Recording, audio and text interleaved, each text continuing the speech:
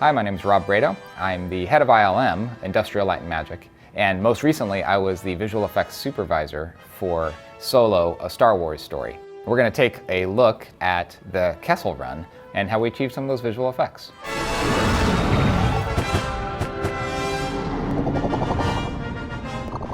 So when we were first thinking about how we wanted to shoot all this material inside of the Millennium Falcon cockpit, we realized we were going to be spending more minutes with Han and Chewie and the cast inside the cockpit of the Falcon on this movie than on any of the Star Wars up to this date. So we knew we wanted to do everything we could to kind of elevate the level of the experience. So that's when we came up with this idea to try to do as much in camera as possible, meaning we wanted the real cameras to be in the real location and to look out at, in this case, a screen that would have the real footage on it. And so that footage would light the actors and light the cockpit, but also could be just photographed directly. So those shots that we get over the shoulder of Han Solo when he's piloting the Millennium Falcon, those shots could be in camera in many cases. So this tube that we're flying through here is the safe way to get to Kessel. And that's the way, of course, Han is going to take the team out. How about that? Is that real trouble? The first thing they do is run into this Star Destroyer blockade. So moments like these are actually moments that we had prepared on the wraparound projection screen wall. So when the actors were in the cockpit, they actually saw something that was either exactly what you're seeing here or something that was very close and representative to what you're seeing as the sequence plays along. On top of that, we layered interactive elements. Whether it was blaster fire coming from the TIE fighters or later in the sequence we build up to lightning and different kinds of strikes, those we could trigger all interactively. You can't make the Kessel Run in less than 20 parsecs. Watch me. Yeah, it was really fun to actually revisit that parsecs quote and make sure that the story we told correctly explained it. You know, it's such a throwaway line in the original film. It's the ship that made the Kessel Run in less than 12 parsecs. I remember talking with John Kasdan, who was the writer, one of the two writers. John and Larry Kasdan wrote the movie.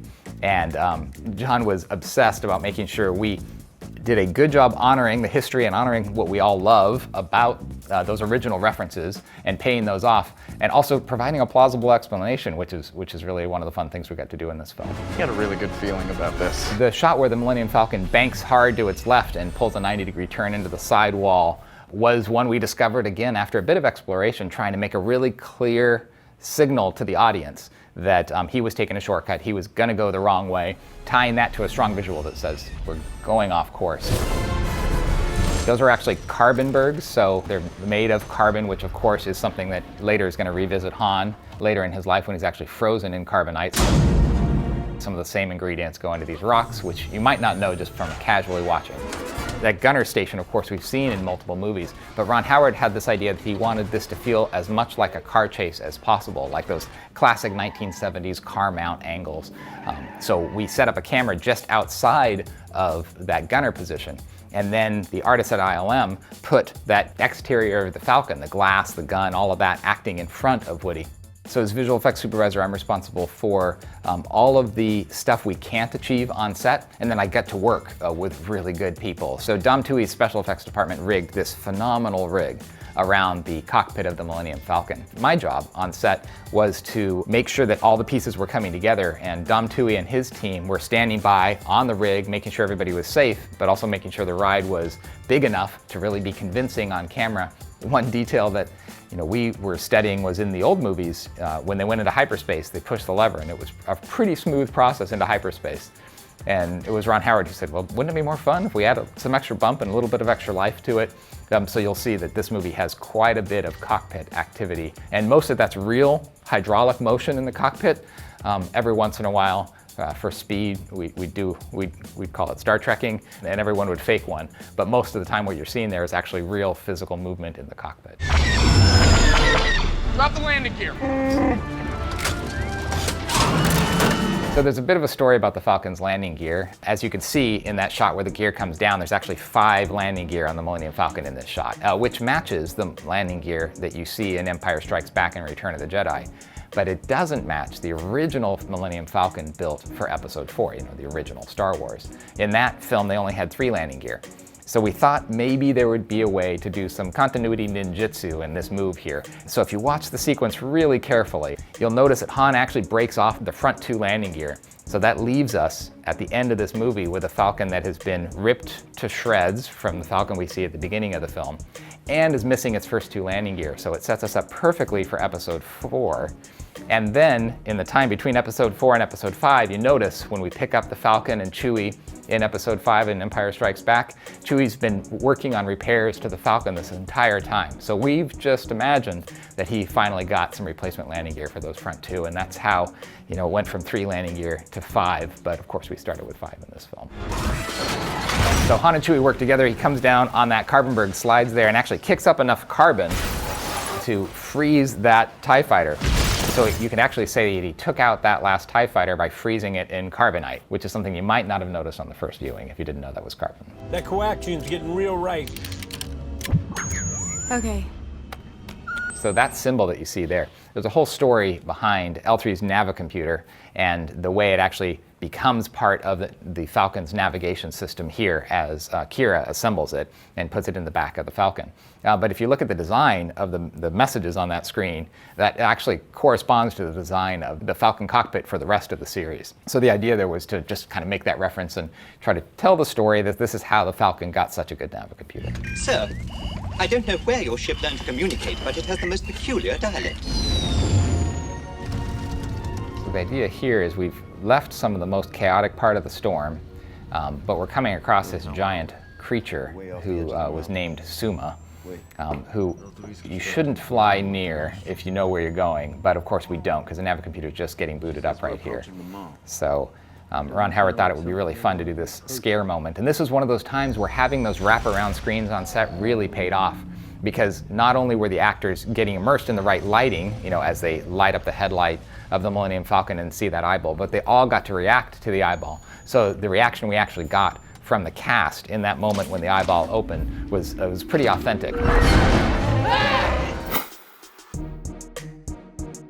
So Summa's design was really inspired by the deep sea fish, and we referenced a ton of different ones, but especially the eye was one particularly gross deep sea fish that had this giant eye with a super reflective retina. And we thought that would be really cool for a creature that was going to be hundreds of times the scale of the Millennium Falcon and found somewhere way out in deep space and had to survive off of, we're guessing it had to survive off of the energy that was given off by the storm. So somehow it must collect this energy, and maybe it was attracted to the energy in the Millennium Falcon. James Klein again led the team that designed Summa, and there were some early designs that came in from the production design team as well. So there were lots of starting points, but when Ron Howard saw several different designs, he saw one head that he really liked, and he really liked the way the tentacles draped in another one. We were able to put those together to create the final creature. This is the mall? No, that's not the mall! So the whole idea of the way we shot Summa's experience here in the Kessel Run was to keep the creature hidden as much as possible. I've worked on movies like Independence Day where the camera's very formal and kind of third person, and then I've worked on movies, or I've really loved watching movies like Jaws and those kind of things where you barely get to see the bad guy and it's slowly revealed over the course of the film. And we wanted Summa's brief story in the film to more reflect a Jaws-like moment where it takes a while before you see the scope of the whole creature. And in fact, you really don't even see the size of the creature end to end until that one master shot where Summa's getting sucked into the vortex. That's the mall. This gravity well was a real design challenge, right? Because it's got this high concept that it sucks everything in, and you've got to make that really clear visually, so you want to tell that story as clearly as possible. Earlier in the development of the film, we had the idea that maybe there would be multiple gravity wells, and Han would figure out his way through the rest of the Kessel Run was actually to navigate at the point at which these two gravity wells got really close. He was going to go between them and shoot out there really fast. And we tried a bunch of different designs, but we could just never get that to read visually clear enough. And when we simplified it down to one gravity well, that's when the sequence really started to work. So what we're showing here with Summa is just how dangerous this maw is and how much trouble the Falcon is in if they can't figure out a way to get out of here. And in fact, when we destroy Summa, this was an idea that came out pretty late in the production. We were talking about how Summa's head was going to go into the maw, and we were kind of debating how fast it should move because it's so big and all these things. And somebody, I think James Klein again, pitched, like, what if we actually ripped off his skin and then saw his skull crush inside there? And it's not a very long shot. It's actually split over a couple of shots in the final cut of the film. But if you look carefully, you actually watch that skull get crushed by the gravitational force of this maw.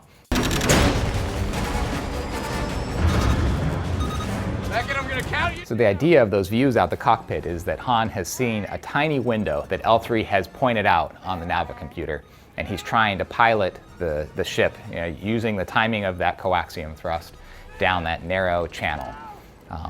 And that's what he does here to try to get the Falcon out. Of course, we have this interior engine shot where we get to actually do the kind of what we call the Pennzoil shot, or that gratuitous inside the engine shot, and then the Falcon doesn't cooperate, just like it always doesn't cooperate. But they get it working just in time to be able to do this giant acceleration. So we love, as a visual effects team, thinking about those books that are later going to draw out how the Falcon actually works. In fact, we used some of the old books, which are written like car manuals, to talk about how the Millennium Falcon actually works. And then we have people on the team in Lucasfilm. Pablo Hidalgo is one of the people who's a great collaborator, who is willing to kind of work with us on the pseudoscience of where everything is laid out and where we're going to cheat and where we're going to keep things real.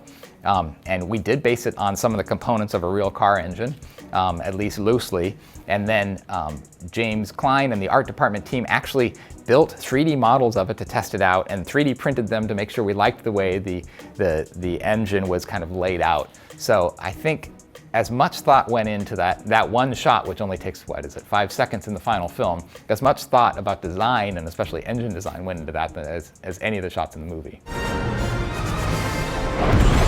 And so the idea in this last section of the sequence, of course, is that two giant carbon bergs that we're trying to go between, they're closing in, we have very little time left, and the coaxium is about to go too, so there's multiple ticking clocks. And then Han is reprising that moment earlier in the movie where they didn't successfully escape on that speeder, but now that he's got the Falcon and the right team, he can actually pull it off just in time. So hopefully it's a great climactic ending and pays off the beginning of the film as well. There's nothing more fun than getting to work with incredibly talented actors like Alden and like Donald Glover, who plays Lando in this film. And one of the most fun moments for me on this show was when we were sitting around on the very first day that we had the cast inside the cockpit of the Millennium Falcon, and they were in this wraparound screen, and when we first sent them up there, I just had the media set to a quiet starfield. And at the end of the sequence we were playing, Lando and L3 reach over to the hyperspace levers and push them forward, and they go into hyperspace. And without warning the cast in advance, we had set up the Millennium Falcon cockpit to shake, and I had the hyperspace media on cue, so when they put themselves in hyperspace, they would just go into hyperspace. And the funniest thing was once they stopped kind of laughing and screaming at each other when they, from being immersed in hyperspace, I heard Donald Glover, he was sitting in the pilot seat, and he kind of leaned back, and he put his head down for a second, and he goes, I had the headphones on so I could hear him talking into his mic, and he said, "This is the coolest thing I have ever done." To hear him say that, I was like, I gave Donald Glover a cool moment in the cockpit of the Millennium Falcon, so that was pretty awesome. The very first version of the script had a bunch of beats laid out, but those beats continued to evolve over the course of the film. So the things that were really clear in the script from the very first version were that the Kessel Run was going to be a shortcut across the most dangerous way to get out of Kessel, which sort of resolves the whole parsecs distance thing. So we know we're actually taking a physical shortcut in addition to taking us on a really dangerous path. The ideas evolved with us and the director, Ron Howard, really organically over the entire production of the film. How much of Kessel Run was based on the original Legends material? It really wasn't, at least from a visual effects and design perspective, it wasn't heavily referenced at all. We referenced Jules Verne, we referenced like these spectacular, crazy worlds, but we weren't really looking specifically at some of that old reference material. On this film, we actually shot it over a long period of time, both with Chris and Phil directing and with Ron Howard directing, although I think the way it worked out actually was the material that you see in the film was mostly photographed by Ron Howard. Just the way the timing ended up working out, we actually hadn't shot a lot of Millennium Falcon cockpit that I recall, while Chris and Phil were still directing the film. So I'm Rob Bredow, and thanks so much for taking this journey with us through the Kessel Run.